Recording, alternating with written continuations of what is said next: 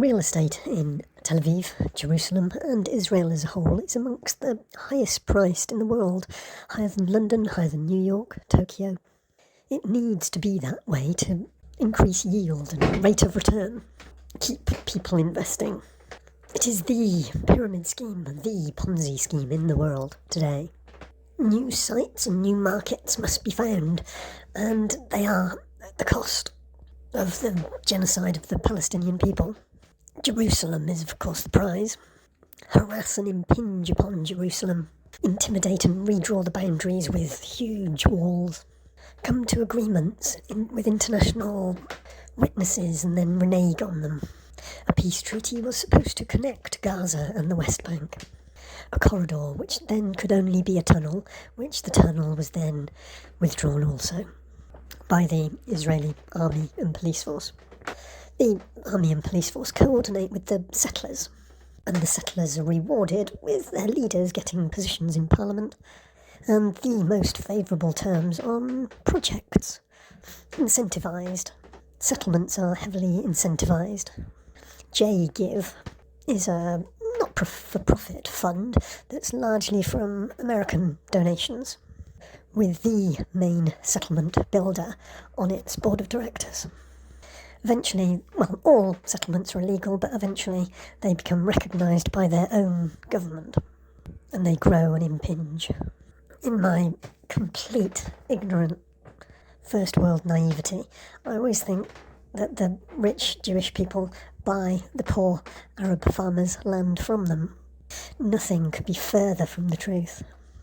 When Israel, with international pressure, left Gaza in 2005, there was supposed to be a route to the West Bank.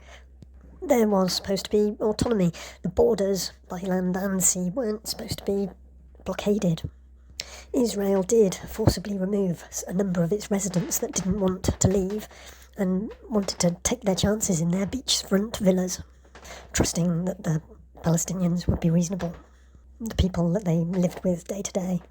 Israel did pursue a scorched earth policy and tear down all the Israeli settlements that were formerly in Gaza. The provocation cause of the war in Gaza, the desecration of the mosque in Jerusalem by settlers supported by the police. These are armed settlers, armed with United States weapons. Real estate developments in Israeli part of Jerusalem are now going to be high-profile skyscrapers that can overlook the mosque in question. The privacy of the so-called religious site for both religions is not subject to the right of light issues that we know in London that all citizens can depend upon. No privacy, everything is public and everything is up for grabs. But now those same developers are earmarking Gaza beachfront properties and resorts with architectural plans and developments. The same architects that are involved from Germany and from the United States in building the Jerusalem skyscrapers are now being asked by the Zeev Epstein developers to turn their attention to Gaza. Israeli foreign ministers are calling for settlers to return to Gaza. When you hear about the long haul, this is not necessarily the war that will go on for a long time. It's that the army will hand over to an occupying police force, and the occupying police force will support the highly intensified and incentivied Israeli settlers. As now in the West Bank, and has been for so long, so will there too be in Gaza. Calls for annexation, Israeli annexation of the West Bank. The said developer is calmly, as a matter of course, pointing out that annexation would be intensively useful. We know that the government's got our back. We know we are a hugely effective tool for their genocidal campaign. And we can talk of eventuals. Israeli cabinet foreign minister calling for Jewish settlers to move to the Gaza Strip already is just a sign of their foreign policy.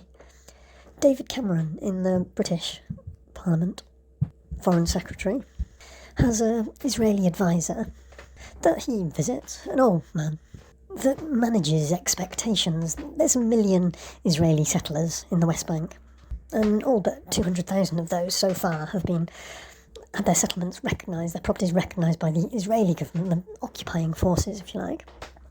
But as part of any two-state solution, as they call it, boundaries, international boundaries, there seems to be no aspiring to human rights with people from both religions living in one country subject to fair rule of law.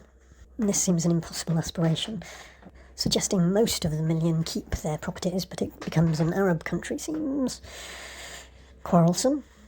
Israel forcing 200,000 of its own people to leave that potential future Arab country of the West Bank, when the main developer of all these settlements is called the Golden Hills, Golden Mountains, referring to all of the West Bank. The 200,000 don't want to leave and will resist their own Israeli forces with violence, and certainly any occupying Arab army. And the Israeli government is directly against their stated aims to have them leave as part of any international settlement. And this is the basic start of any two-state solution. When Israelis left Gaza in 2005, $200,000 an acre was what farmers were compensated with. There were metre-squared payments for residents with properties, domestic properties. Could, presumably, Jewish American charity contributors to the violence of the settlers through their real estate investments and just charity giving be the ones who pay for the establishment of a two-state solution? Doing it on the cheap with incentivised settlers is no longer the option, with so much of the world's focus on this small, troublesome area of the Middle East. Even after a global financial crisis, COVID, stagflation, quantitative easing, a war in Ukraine, and problems in the Far East with China and the Pacific Rim, Netanyahu and his ultra-Zionists have still not been able to go under the radar. A one-off event after 2 decades resulted in the same number of deaths as Israel and its settlers impose in less than a month. Where to now for any civilised country wanting to recognise their version of law in their state as any sort of human right? Forget humanitarian is a one-state solution, but for any two-state solution, the Palestine ambassador to the UK said that the world wants to discuss the day after Israel's aggression on Gaza, but it's the day before we need to understand. In an interview with Democracy Now!, Hassan Zumlot said, "Everybody now is wanting us to discuss the day after. No, the day before the 7th of October. The occupation, the colonialisation, the racism, the supremacy, the murders all over the West Bank, the provocations in Jerusalem, the rounding and arresting of our children without trial, without charge, without access to their parents or lawyers. This is what needs to be discussed internationally, on an international stage, with mediators. The Israeli war machine's persistence in this war of genocide must come to a halt, not just in Gaza, but in the occupied territories." Meanwhile, Israel's finance minister Bezalel Smotrich has called for a return of Jewish settlers to the Gaza Strip after the war and said Gaza's Palestinian population should be encouraged to emigrate, according to the AFP party. There was a museum set up in 2005. The foreign minister says to have security, we must control the territory. The foreign minister, telling Israel's army radio, knew that he was giving news of riches for violent settlers. In order to control the territory militarily for a long time, we need a civilian presence. The Israeli government under Benjamin Netanyahu has not officially suggested plans to evict Gazans or to send Jewish settlers in, but Donald Trump supported annexations. Talk of such. Real estate agents say they see a jump in sales once such things are talked about. They begin to dominate markets headlines after the launch of the United States plan. Because if the unthinkable happens, prices increase. Immediately after, 15%. And in 5 years, 30%. You just have to talk about annexation, which is illegal to the rest of the world. The average housing stock of 473 homes per 1,000 inhabitants in Europe, it's kept artificially low in Israel. It has only 295 housing units per 1,000 inhabitants, similar to Greece. The ultra-Zionist state organises discounted housing raffles for the lucky ones, always married couples or in the process of becoming one. Anyone who has luck in the raffle is consigned to the hell of getting a rental. It's very difficult to get a rental, and the very few Arab Israelis that there are in Israel have an even more difficult time of it, and little recourse to Israeli courts. Foreign American East Coast money inflates, even overheats the real estate market. 13% of Israelis are landlords, and they have little qualms about getting poorer working class Israelis out of a perfectly paid up rental agreement in order that they can put up the rates higher for the new tenants. Demand outstrips supply. This 13% of mostly small and medium-sized renters constitutes a very solid social base that's invested. Even the Israeli working class is exploited.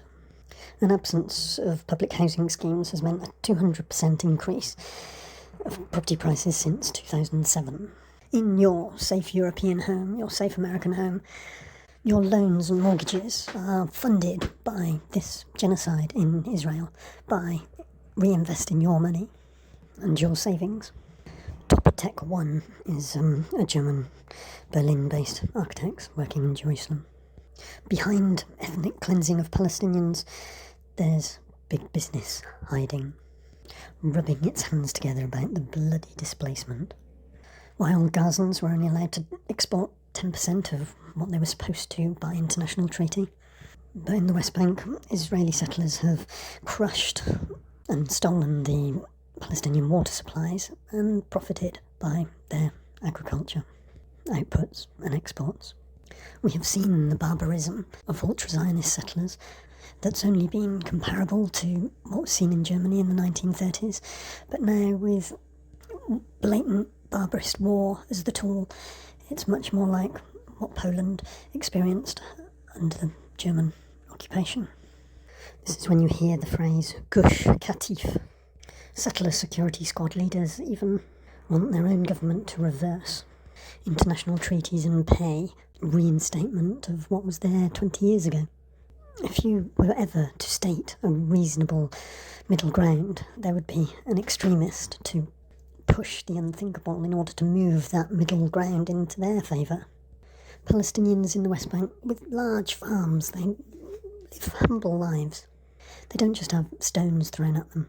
One member of the family always sleeps on the farm outside on a wagon so they can hear what's coming.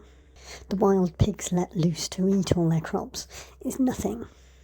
It's the 40 or 50 militarised settlers that roam the streets in mob rule-induced bravery with automatic weapons, just for kicks, shooting up a domestic Palestinian farmer's house with the wife and children inside. It can happen any night of the week. They've already routinely been denied access to markets, so their produce is purely subsistence, though plentiful, and they are prominent in their community because of their plentiful providing.